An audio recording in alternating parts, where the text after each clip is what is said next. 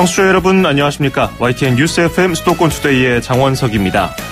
오늘 수도권 투데이가 선정한 이슈는 고층 아파트 물건 투척 사건입니다. 며칠 새 아파트 높은 층에서 누군가가 물건을 떨어뜨려서 사람이 크게 다치거나 위험천만했던 사건이 잇따랐습니다. 아이들의 장난으로 무고한 사람이 목숨을 잃은 캣맘 사건도 기억이 나고요. 요즘에 많은 아파트에 사는 주민들의 걱정이 커지고 있다고 합니다. 잠시 뒤 일부 투데이 포커스에서는 경기대 범죄심리학과 이수정 교수 연결해서 관련 이야기 나눠보겠습니다. 2부에서는 이현주 기자와 함께하는 맛있는 여행 코너, 그리고 양천소방서 이혜지 반장과 함께하는 투데이 안전톡톡 코너를 전해드리겠습니다. 현재 미세먼지 수준은 보통이지만 점점 나빠지겠습니다. 중국에서 발생한 황사의 영향인데요. 오후에는 오염물질도 한반도에 날아오겠습니다. 따라서 미세먼지가 매우 나쁨 수준까지 오를 수도 있겠는데요. 호흡기 건강에 각별히 주의하셔야겠습니다. 오늘 낮 기온은 서울 24도, 강릉과 대구는 30도를 기록하겠습니다. 오늘의 노래 사이먼 앤 가펑클의 미세스 로빈슨 띄워드리면서 2018년 5월 24일 수도권 투데이 시작합니다.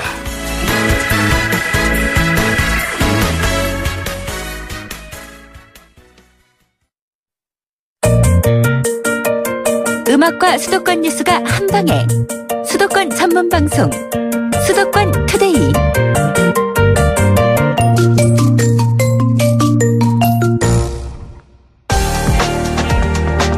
투데이 포커스. 지난 나흘 새 아파트 단지 높은 층에서 물건이 떨어지는 사건이 잇따라 발생했습니다. 일부러 누가 떨어뜨린 건데요. 위에서 떨어진 아령에 맞아서 50대 여성이 크게 다친 데 이어서 또 다른 아파트 단지에서는 흉기가 떨어져서 경찰이 수사에 나서기까지 했습니다. 다행히 인명피해는 이번에는 없었는데 주민들의 불안감은 계속 커지고 있습니다. 이른바 물건 투척 공포증을 호소하는 사람들도 있습니다. 자칫 물건을 맡기라도 했다가는 다치거나 심하면 사망에 이를 수도 있기 때문입니다. 하지만 대응책이 마땅치 않은 것도 사실입니다. 아파트 단지 주민들 사이에서는 하늘만 보고 다녀야겠다는 말이 나올 정도라고 합니다. 왜 이런 일들이 벌어지는 건지 경기대 범죄심리학과 이수정 교수와 함께 이야기 나눠보겠습니다. 이 교수님 안녕하세요.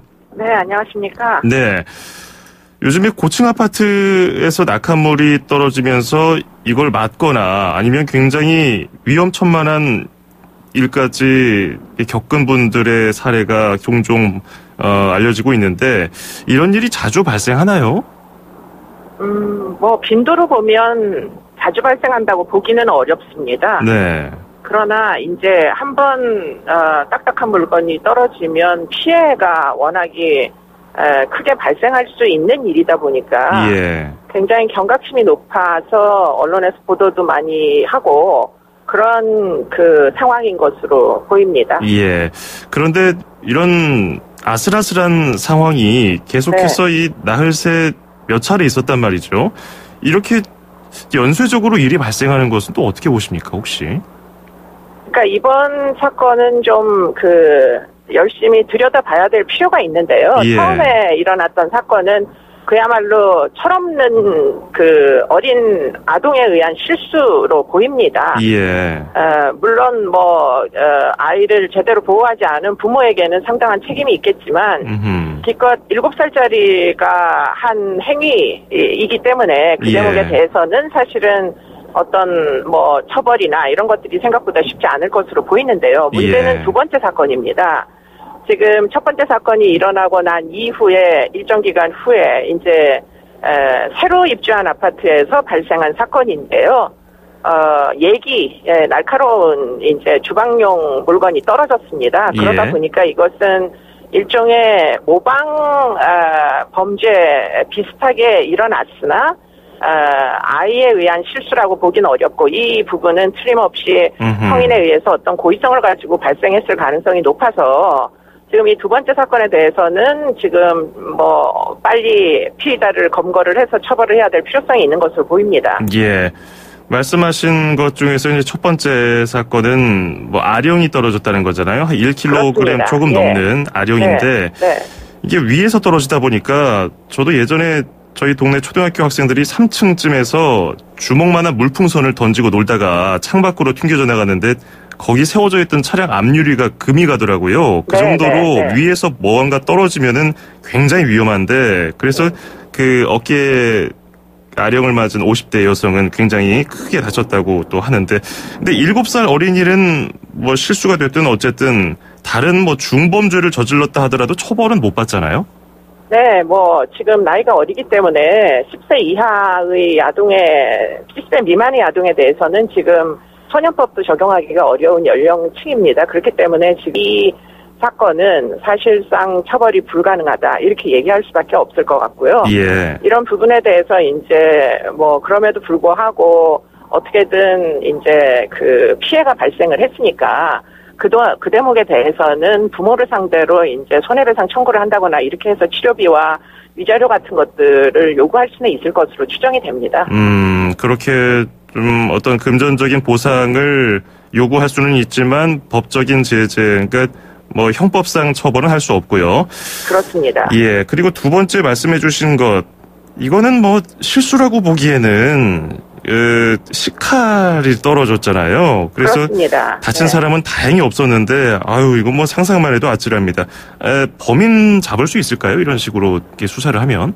지금 이 새로 지은 아파트이다 보니까 입주한 가구가 7가구밖에 되지 않는다고 지금 알려지고 있거든요. 예. 그렇기 때문에 이제 그 가구를 대상으로 해서 뭐 당시에 뭐 떨어진 물건의 방향이나 또는 이제 고도를 추정을 해가지고 충분히 이거는 검거할 수 있는 여지는 있는데요. 예. 지금 이 사건 같은 경우에 상당 부분 이제 불특정 다수를 대상으로 한 뭐 반사회적인 범죄일 가능성이 높아서 이런 부분은 사실은 굉장히 뭐 위험한 양상일 수 있습니다. 그렇기 때문에 이렇게 불특정 다수를 대상으로 고의적으로 해코지를 하는 행위에 대해서는 엄벌에 처해야 될 필요성이 존재하는 거죠. 예.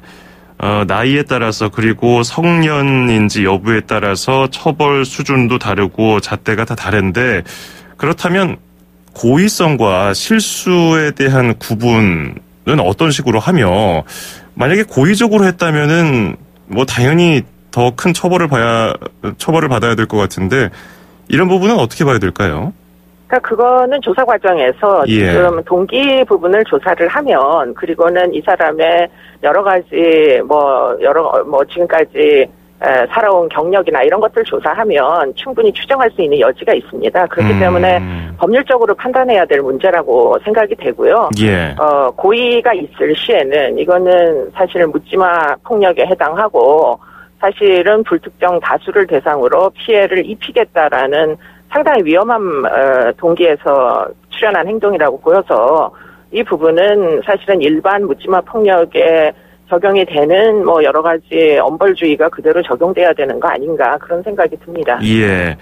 뭐 도둑질한 사람 잡아봐도 내가 도둑질했소라고 말하는 사람이 없듯이, 성인이 이런 범죄를 저질렀는데 실수였습니다라고 말을 한다면은 그게 맥락상 수사 과정에서 밝혀지나요?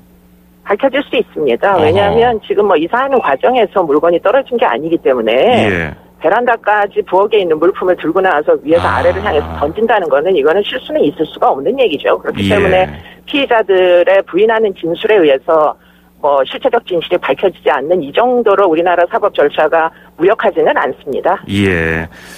자, 이거 아파트 단지 걷기가 무서워진다는 분들도 계시고, 최근에는 이런 사건이 연달아서 발생하니까 위 쳐다보면서 아파트 단지 걸으시는 분들이 좀 계시던데, 아파트에서 밖으로 무언가 던지는 행동, 뭐 악의가 있어서 하는 것들은 뭐 어떤 목적이 있어서 그런 것이라고 할 수 있더라도, 이런 심리는 범죄 심리학적으로 어떻게 봐야 될까요?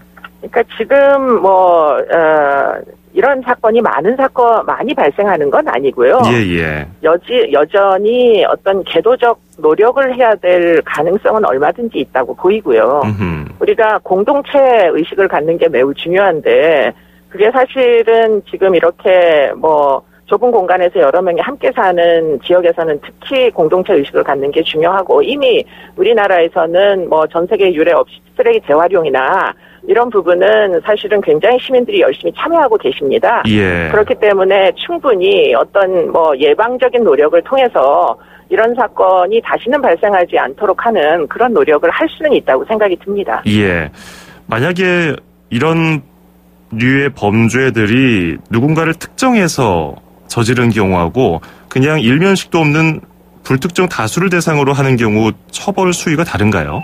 처벌 수위가 다를 수 있습니다. 물론 뭐 법률적으로 다 따져봐야 되겠지만 예. 지금 상해가 어느 정도 발생했느냐, 상해가 발생했느냐 안 했느냐, 그리고는 뭐 범행을 했을 때 목적이 무엇이냐 이런 것들에 따라서 예. 양형은 다 인자들이 다 다르기 때문에 양형은 달리 나올 수 있습니다.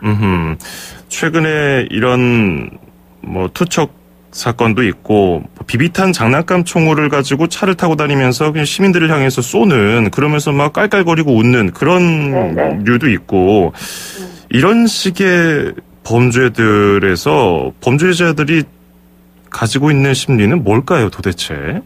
그러니까 일단은 지금 실수와 고의는 구분을 해야 될 것이고요. 예. 그리고는 예컨대 어떤 의도, 뭐 불특정 다수를 상대로 공포심을 유발할 목적으로 행위를 한다거나 그런 이제 경우에는 뭐 틀림없이 엄벌이 처해지고 있는 게 현실이고요. 예. 그리고는 그 이외에도 다양한 범행 동기에 따라서 상당 부분 뭐 차이가 나는 이제 양형이 주어질 수가 있습니다. 특히 만일 이제 상습성이 있는 그런 이제 행위라면 형량이 비교적 뭐 여러 가지 이제 가중이 돼서 형량이 높아지는 편입니다.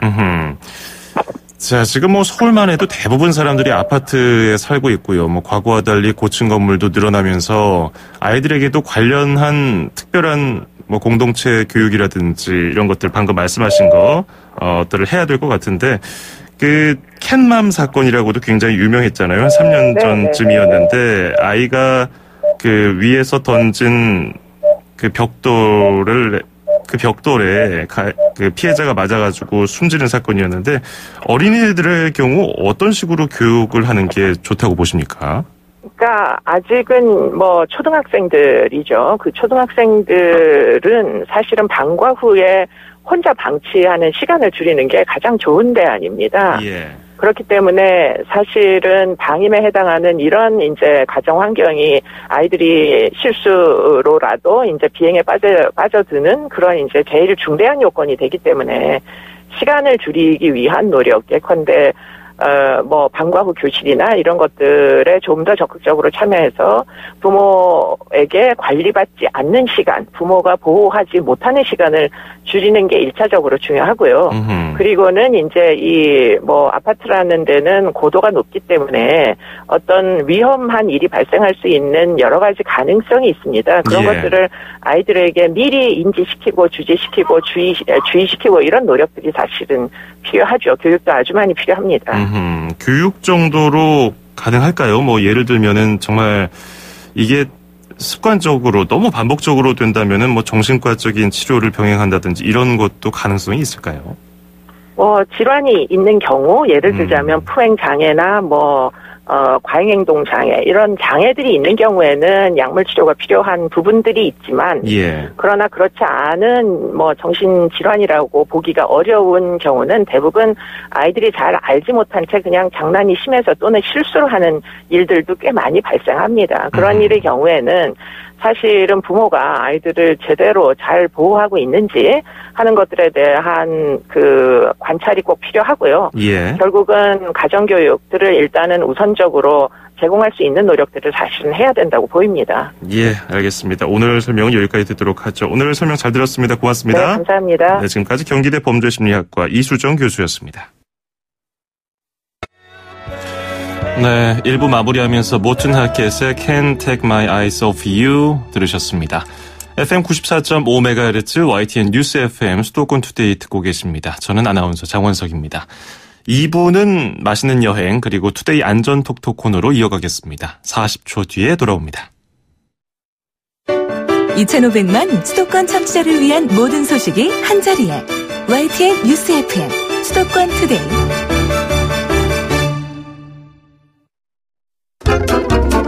맛있게 여행하고 즐겁게 먹어요. 이현주 웰빙 전문기자와 함께 떠나는 맛있는 여행. 네, 맛있는 여행 시간입니다. 식도락과 미식가 웰빙 전문기자 잘 먹는 기자 이현주 기자와 함께하겠습니다. 어서 오세요. 안녕하세요. 네, 요즘에 봄 날씨라고 하기에는 낮에는 너무 덥기 때문에. 그렇죠. 아유, 건강 관리하기가 쉽지가 않은데 요즘 어떠세요, 컨디션? 저는 컨디션 되게 좋은데. 네. 저번 방송을 제 친구가 우연하게 들었는데 네네. 이 소개하실 때 잘 먹는 기사 나오잖아요. 네. 제 친구가 그거 보고 빵 터지면서 그 모든 스태프들은 네가 먹는 걸 봤다니 그랬더니 너무 잘 쓴 것 같아 그 작가가. 그 얘기를 하는데 갑자기 제가 그 친구 얘기가 떠오르면서 아침부터 뭔가 먹어야 되겠다는 생각이 드네요. 그렇군요. 잠시 뒤에 또 어떤 걸 먹어야 될지도 소개 잘 부탁드리겠습니다. 네. 오늘은 어디로 가볼까요? 네, 오늘은요. 장터와 골목길을 따라서 타박타박 걸을 수 있는 도시 여행길이 펼쳐지는 광주광역시 양림동으로 떠나보겠습니다. 야, 광주광역시 이번에는 전라도 지역으로 가는군요. 네. 그러면 그곳은 구체적으로 어떤 곳인가요? 요새 광주에 가면 가장 핫하고 뜨거운 여행지 중에 하나가 양림동이래요. 네. 그러니까 광주광역시 양림동은 약간 문화마을로도 불리는데 이곳은 광주의 근대화가 시작된 마을이기 때문이에요. 약간 양림도 마을길을 한 바퀴 돌다 보면 고운 처마선이 아름다운 우리네 한옥들도 있고요. 예. 근데 서양식 건축물들이 하나의 공간에서 어우러진 모습들을 볼 수가 있는데 약간 근대의 시간과 현대의 시간이 공존하는 마을이면서 이게 또 삶의 터전이기도 해서 근대 100년의 시공간을 거니는 여정을 시작할 수 있는 공간입니다. 네, 이런 거 좋아요. 저는 개인적으로. 가보셨으면 좋겠는데 주말에 한번. 이런 거 언제 가보나요, 네. 저. 양림동 하면은 유명세가 펭귄 마을에서 시작됐다고 그러더라고요. 양림동은 굉장히 넓은데 예. 한켠에 펭귄 마을이 자리하고 있어요. 그러니까 펭귄 마을은 오래된 주택가 골목 사이를 이렇게 어르신들이 거니는 모습이 이렇게 띠뚱띠뚱 걷는 모습이 네. 펭귄의 뒷모습과 같다 그래가지고 네. 그러니까 어르신들이 많은 동네에서 펭귄 마을이라 이름이 붙여진 곳인데요. 이 마을은 양림동에서 한 공간이에요. 그러니까 한 300m를 따라 퍼진 골목길들이 약간 부채살처럼 퍼져 있는데 이 공간이 재미있는 게 이곳에 가시면 벽면 가득 어디 모든 골목 가득 시와 그림이 그려져 있고 또 곳곳에 오래된 생활용품들이 예술 작품으로 이렇게 예술 작품처럼 걸려 있어요. 오래된 시계, 신발, 그릇 정말 시간을 건너온 물건들이 있는데 네. 저 어릴 때 가지고 놀던 장난감, 어릴 때 보던 그 채널 3개 나오던 TV부터 시작을 해서 어릴 때 타고 놀던 말 장난감 그리고 과거에 집집마다 있던 호랑이 이렇게 액자가 있어요. 털실로 만든 그런 다양한 생활용품들이 약간 작품처럼 걸려 있는데 약간 수십 년의 생활사를 한눈에 보게 하는 박물관에 온 듯도 하고 약간 옛 추억을 떠올리기도 하는데 또 한켠에는 옛 추억의 과자를 파는 공간들도 있어서 네. 약간 공간들을 보기도 하고 걷기도 하고 먹을 수도 있는 약간 재미난 골목길입니다. 그러니까요. 지금 라디오 듣고 계신 분들 휴대폰 만지실 수 있다면은 광주 양림동 펭귄마을 검색해 보시면 사진이 정말 많이 뜨는데 저도 지금 보고 있거든요. 굉장히 아기자기 알록달록하죠. 그림뿐 아니라 방금 말씀하신 것처럼 오래된 시계들도 다닥다닥 붙여놓고 그릇들도 그냥 붙여놓고. 그래서 이제 지나다 보면 아무 해설사나 그런 게 없어도 모든 사람들이 지나다 맞아 우리 때 저거 있었어. 저거 내가 전에 쓰던 건데 나도 저거 만져봤어. 막 그런 얘기들을 계속 하게 돼요. 그러니까 시선 닿는 곳마다 작품이 아름다워서 막 예뻐서가 아니라 시간을 품고 있기 때문에 네. 사람들이 그곳에서 약간 읽어내는 것들이 되게 다양하더라고요. 코요테 CD도 붙어 있고요. 네. 이런 것들이 하나하나 모여지니까 그냥 그 마을 전체가 그렇죠. 하나의 미술관처럼 느껴지기도 하는데 네. 사진 찍을 만한 곳이 워낙 많아 보이긴 하는데 특히 좀 인상적인 포토존이 있다면 무엇일까요? 양림동에 가시면 말씀하신 분 대부분의 분들이 펭귄 마을만 가세요. 그런데 예. 양림동 자체는 굉장히 넓어요. 품이 넓은 동네인데 이제 그 펭귄 마을에서 나오셔가지고 관광 안내소를 따라서 좀 올라가다 보면 이제 옛 가옥들이 있는 골목길이 있어요. 네. 그 가옥길에서 제가 만난 옛날 집 중에 하나가 이장호 가옥이라는 곳이 있는데.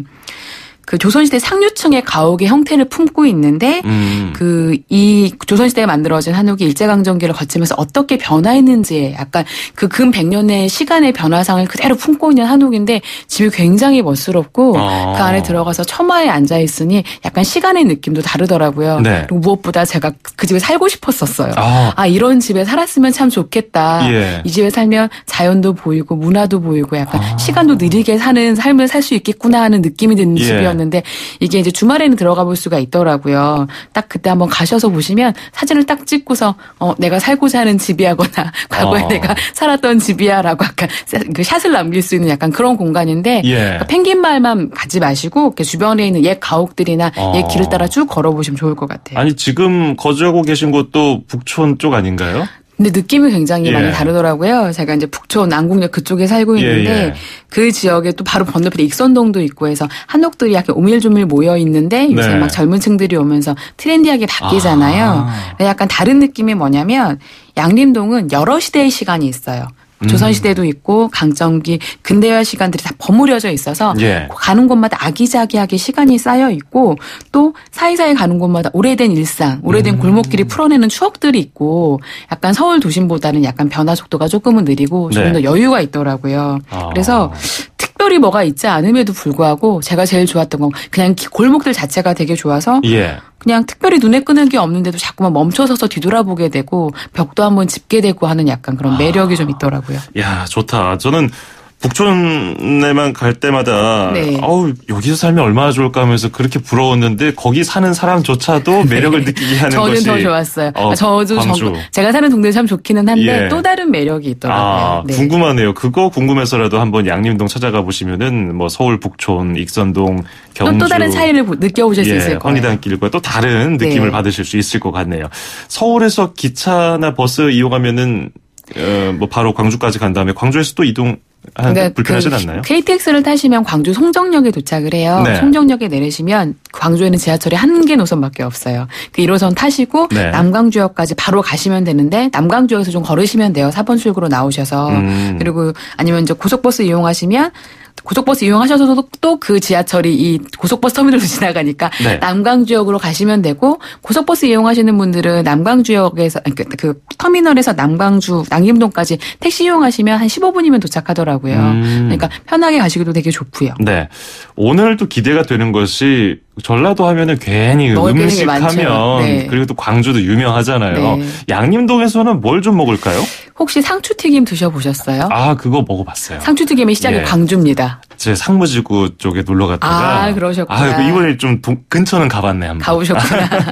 상추튀김을 처음에 많은 분들은 상추를 튀기는 줄 아시는데 이 광주에서 시작된 상추튀김은 채소와 오징어를 섞은 튀김 반죽을 약간 새알심만한 크기로 동글동글하게 튀겨내가지고 이걸 상추에 같이 내줘요. 그래서 상추에다가 양파간장, 청양고추랑 양파를 잘게 썰은 간장에 싸서 한 쌈 한 쌈 먹는데 정말 튀김을 한정없이 먹을 수 있는 맛 중에 하나고요. 이게 바로 이제 그 펭귄마을 바로 앞쪽에 있더라고요. 그래서 먹어보지 않으신 분들은 한번 경험해보시면 좋을 것 같고 그리고 양림동 그 펭귄마을이 양림동 자체가 남광주역에 닿아 있는데 남광주역 역에 나오시자마자 남광주 시장이 있어요. 이게 금요일, 토요일에는 6시부터 밤 11시까지 남광주 야시장을 열더라고요.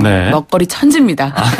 저녁 시간대가 좀 걸어보시면 저는 못 가봤거든요. 야시장도 둘러보시면 좋고 또 하나 제가 이 광주에 가면 꼭 먹고 오는 것 중에 하나가 KTX를 타시면 송정역에 내린다고 했잖아요. 송정역에서 내려서 딱 5분만 걸어가시면 그 광주의 5미 중에 하나인 떡갈비 골목이 있어요. 야, 여기 가봤다. 저 가보셨구나. 오랜만에 진짜 드문 경험. 뭔가 아는 얘기 나니까 굉장히 신나시네요. 아는 척하고 싶고. 이 떡갈비 골목은 약간 광주 떡갈비 골목의 특징 중에 하나가 뭐냐면 소고기와 돼지고기를 섞어서 만들어낸 떡갈비가 굉장히 유명해요. 그러니까 다른 질감의 고기를 이렇게 버무려가지고 구워내는데 정말 무엇보다 부드러우면서도 쫀득한 식감과 입안에 착착 감기는 그 달그무리한 맛이 그냥 먹어도 맛있고 밥이랑 먹어도 맛있고 상추튀김처럼 한 쌈 한 쌈 싸서 드셔도 좋습니다. 맞아요. 좀 헷갈리시면은 택시기사님한테 어디 맛있냐고 여쭤보면은 잘 알려주시더라고요. 그리고 그냥 그 골목에 들어서면 그 누구도 그냥 그 골목을 벗어날 수가 없어요. 여기저기서 풍겨나오는 그 달콤한 냄새가 그리고 또 그 바로 옆에는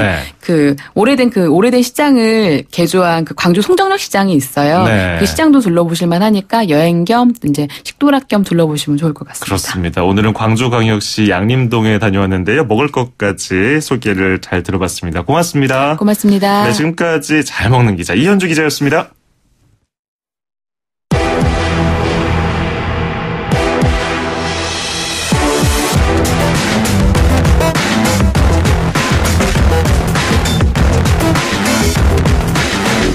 투데이 안전 톡톡.